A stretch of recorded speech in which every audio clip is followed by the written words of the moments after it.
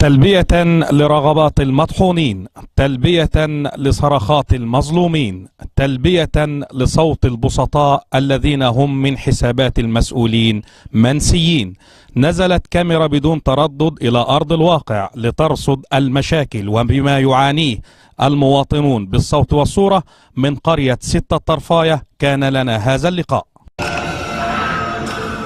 القطن لحد الآن ما قبضناش ولا جنيه، رغم لان البذره مغشوشه زي ما سيادتكم عارفين، والفدان القطن جاب امتار ونص قطن.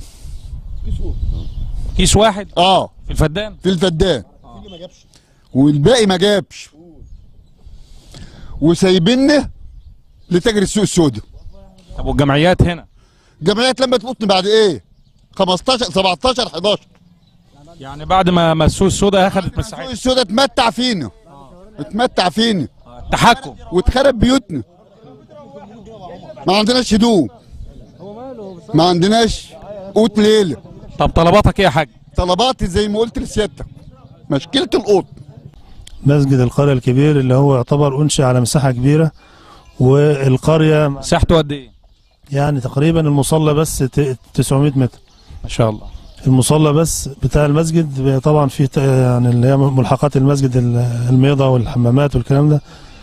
فمساحة المسجد لوحدها المصلى 900 متر. وطبعا القرية دلوقتي أنشأت المسجد وواقف على الصبة، فاحنا بنناشد المسؤولين من وزارة الأوقاف بالتحديد ان هم يحاولوا ان هم يعني ايه يساعدوا القرية بأي مساعدات مادية علشان يتم صبة المسجد وتشطيبه ان شاء الله. يعني المشكلة في صبة المسجد؟ صبة المسجد واقف على الصبة ان شاء الله. طيب تقول ايه للسادة المشاهدين لو حد بيتفرج علينا دلوقتي وحب يتبرع من خلال كاميرا بدون تردد، تقول له ايه؟ والله باب الخير مفتوح، ونتمنى من الناس اللي هم اهل الخير، وطبعا موجود ان شاء الله الخير موجود في أمة النبي صلى الله عليه وسلم الى يوم القيامة. فبنناشد الناس اللي هم اهل الخير في يعني بحكم البيئة ان هي يعني بيئة زراعية. يعني سيادتك هنا مثلا الحكومة المفروض تدعم الفلاح، لا الحكومة النهارده بتاخد دعم من الفلاح. ازاي؟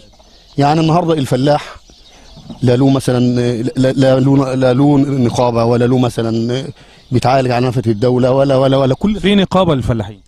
طب فين هو نقابة الفلاحين؟ ما بنشوفوش. فين هو؟ طيب ايه حد من الناس الموجودة دي يعرفه؟ طيب ايه طلباتك؟ الوقت حضرتك المفروض الحكومة او الزراعة تنزل هنا مكانة زراعية تزرع، بدل ما الحريم والستات هم اللي بيزرعوا ويتبهدلوا في الاراضي. الواحده الست تطلع لها تسرح سرحتين و3 في اليوم، يعني من طلعه الشمس لغايه الشمس. كل الناس بيقول الكلام ده. الجمعيه مثلا الكيماوي، شجره الكيماوي ده ما كان في جمعيه مثلا ب 70 جنيه، النهارده الجمعيه رفعتها ل 100 جنيه، ما فيش واحد يتنفس. والله شايفين المر، ولا حتى لنا عيل يجيب لنا اجره ولا حاجه، ومعانا عيال بنجري عليها عايزين نجوزها بس، وشوف ايدينا وشوف منظرنا، وما فيش اجره كمان ان احنا نصرف عليهم. ما فيش، مش لاقيين، الناس هنا مش لاقيه تقبض.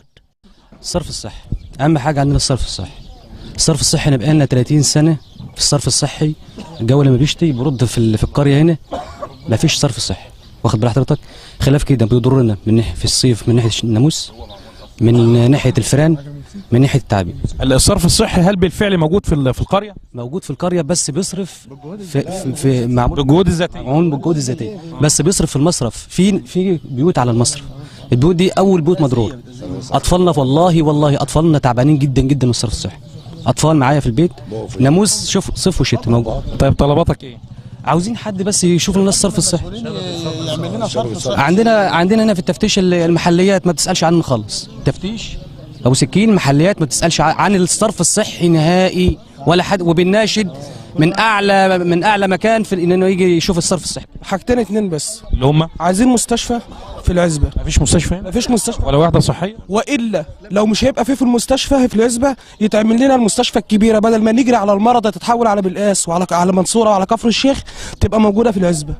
ماشي؟ احنا لا عندي في بتاع رطف الارض ولا غابه ولا الكلام ده خالص، ولا شغال وقاعد جنب مراته وعيال.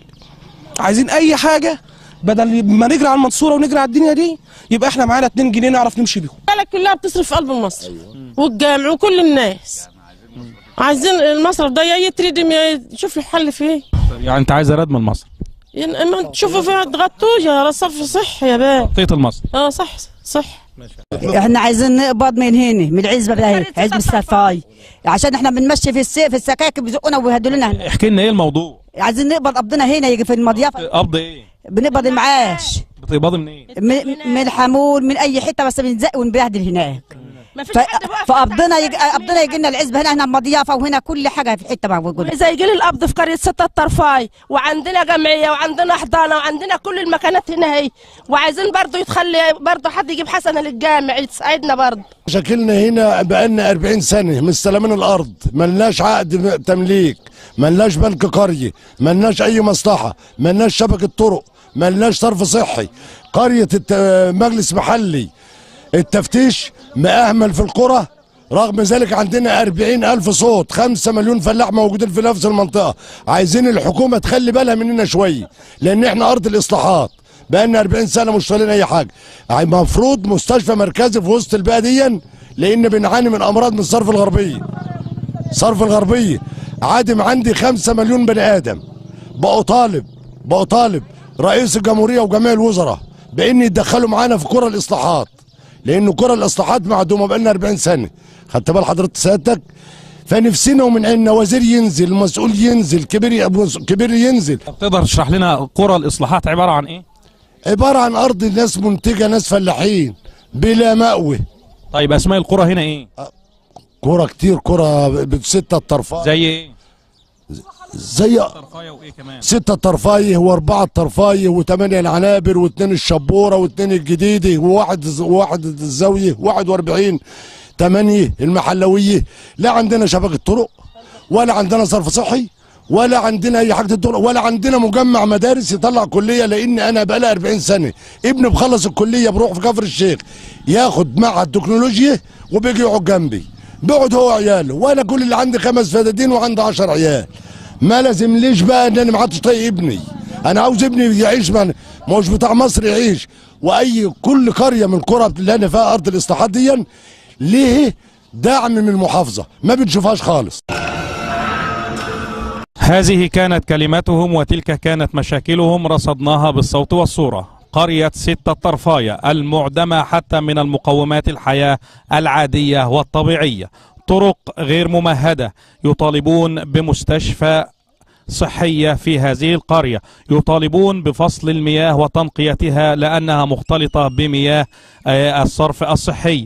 أيضا يعانون من المصارف هنا، فهي مأنى للأمراض الوبائية التي مات منها الكثير والكثير، وجميعا يشتكون من تحكم السوق السوداء في الأسمدة الزراعية. هذه كانت كلمتهم نقلناها بالصوت والصورة من قرية 6 الطرفاية. عصام القبلاوي بدون تردد.